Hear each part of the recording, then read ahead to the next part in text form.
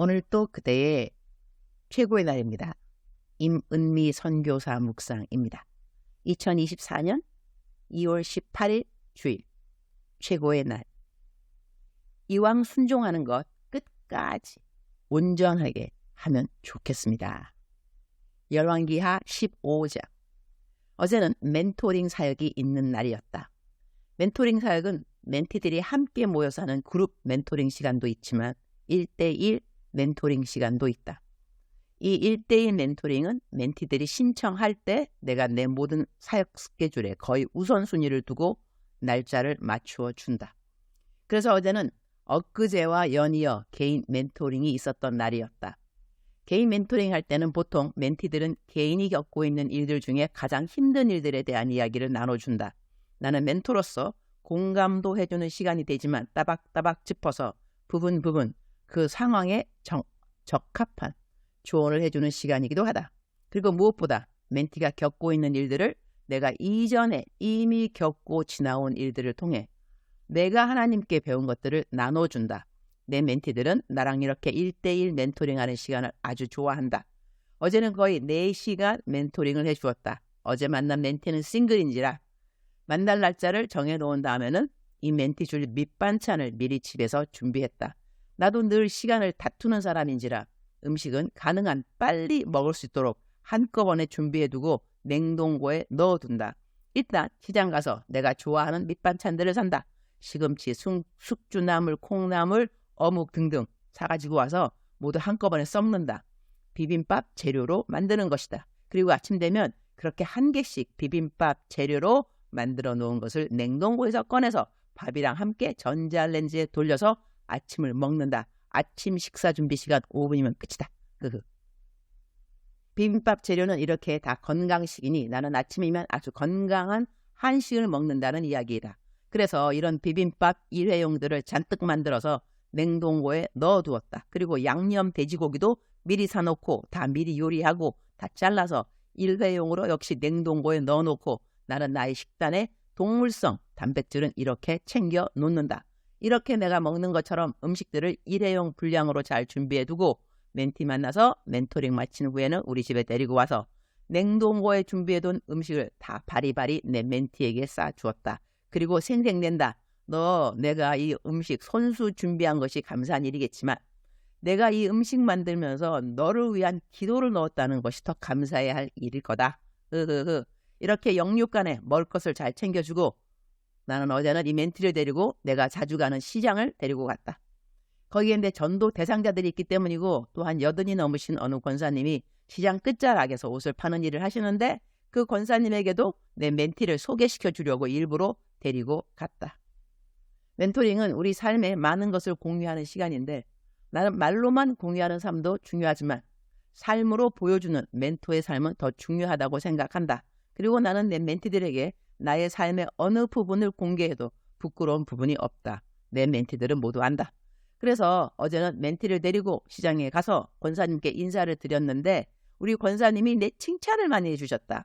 처음 나를 만난 나를 이야기해 주시면서 내가 떠나고 난 다음에는 나를 생각만 해도 너무나 기쁜 선교사님이라면서 나를 위해 기도하게 되었다고 하시면서 권사님의 기도 제목 중 하나는 당신이 살아계신 동안에 가능한 한 번이라도 더 자주 선교사님을 보게 되는 것이라고 하셨다.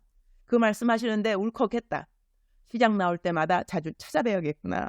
그 생각을 저절로 했다. 권사님에게 내 멘티 인사시키고 그 다음은 내가 가는 반찬 가게 데리고 가고 내가 가는 고깃집 데리고 갔더니 고깃집 청년 나를 보자마자 반색한다.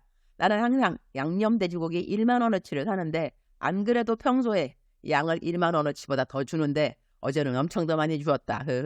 후염이 우리 청년 사장님. 지난번 전도용품을 안 갖고 갔었는지라 어제는 잊지 않고 챙겨간 전도용품 두 청년에게 잘 전해주고 그리고 내 멘티는 내가 시장 본 거 다 들어주고 내 집 문 앞까지 잘 데려다주고 집으로 갔다. 나랑 그러니 거의 5시간은 같이 있었던 것 같다. 집에 가고 난 다음 멘티한테 문자가 왔다. 멘토님 마주 앉아서 장시간의 찐 멘토링. 설교에도 들을 수 없는 완전 찐 멘토링. 너무너무 감사해요. 처음부터 녹음했었어야 했는데 마지막 30분밖에 녹음 못했어요. 그 부분만 다시 들어봤어요. 멘토님이 노트북 사주신 것도 손수 만든 음식도 다 너무너무 감사한데 둘도 없는 귀한 경험, 고수의 레슨을 고스란히 들려주신 거가 그중에 제일 감사해요. 저도 주님 음성만 듣고 주님 가르침에만 순수하게 최선을 다하기 위해 열심히 다지기 해볼게요. 사랑해요, 멘토님. 뿅뿅뿅.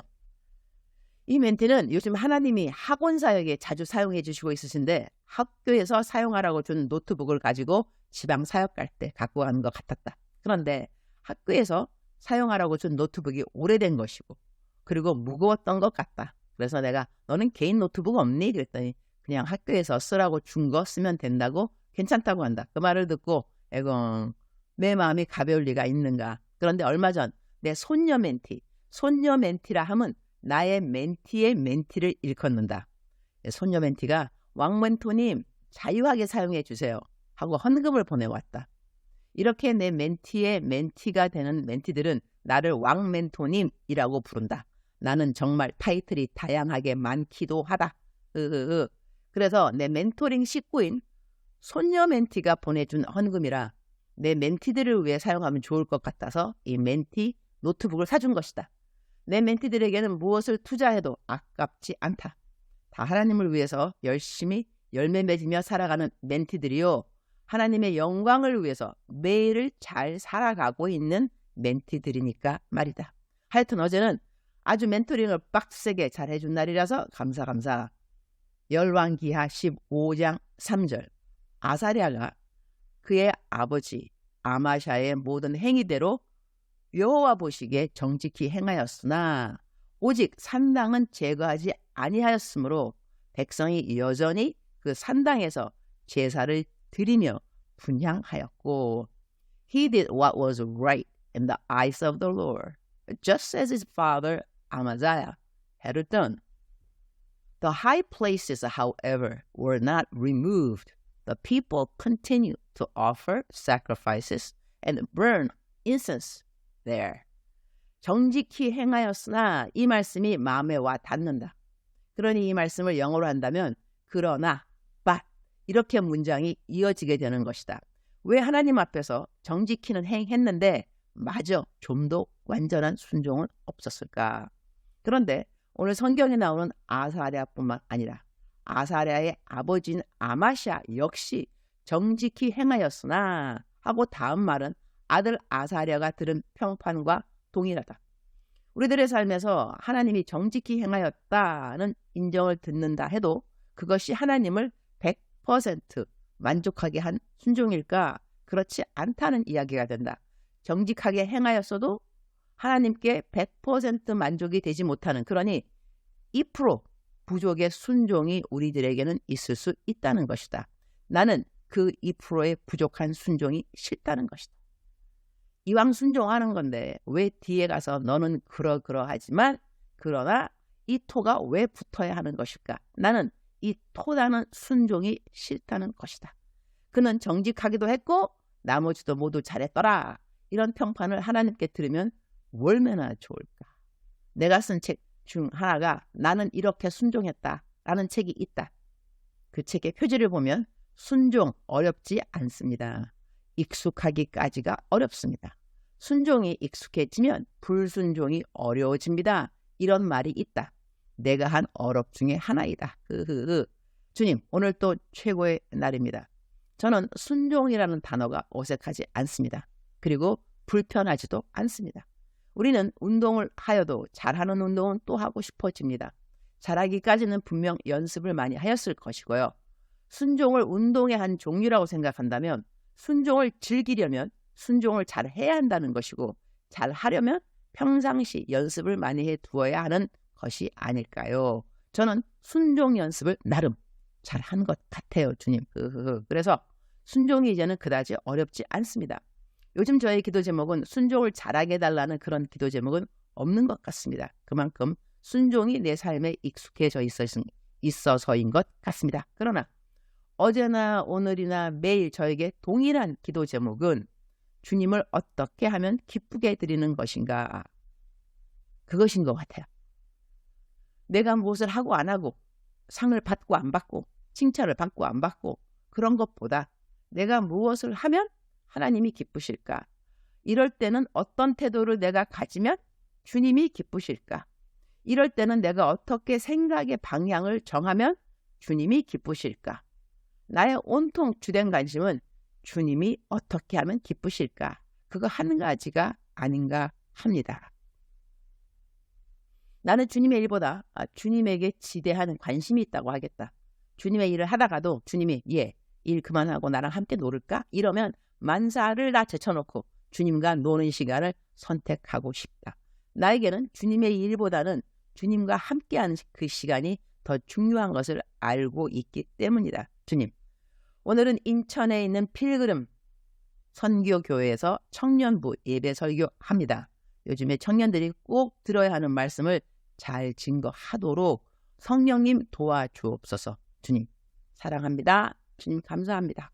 오늘 또 우리 주님 저를 보시면서 하루 종일 기쁘시면 참 좋겠습니다. 외울 말씀. 심령이 가난한 자는 복이 있나니 천국이 그들의 것이며 마태복음 5장 3절. 작정서 점수 100점.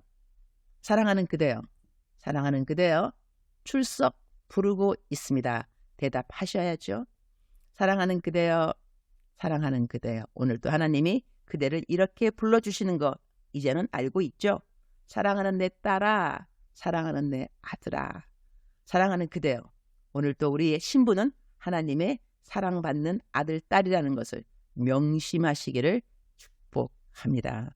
무엇을 하더라도 그대는 하나님의 기쁨입니다. 왜냐하면 그대는 하나님의 아들, 딸이니까요.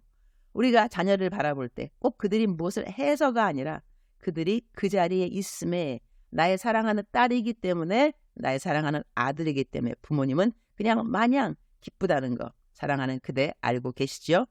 사랑하는 그대여, 오늘도 주님의 사랑 듬뿍 받으면서 이 사랑을 다른 사람에게 나타내주고 보여주는 그대가 되기를 축복합니다. 사랑하는 그대여, 사랑합니다. 사랑하는 그대여, 축복합니다. 오늘 또 그대의 최고의 날입니다.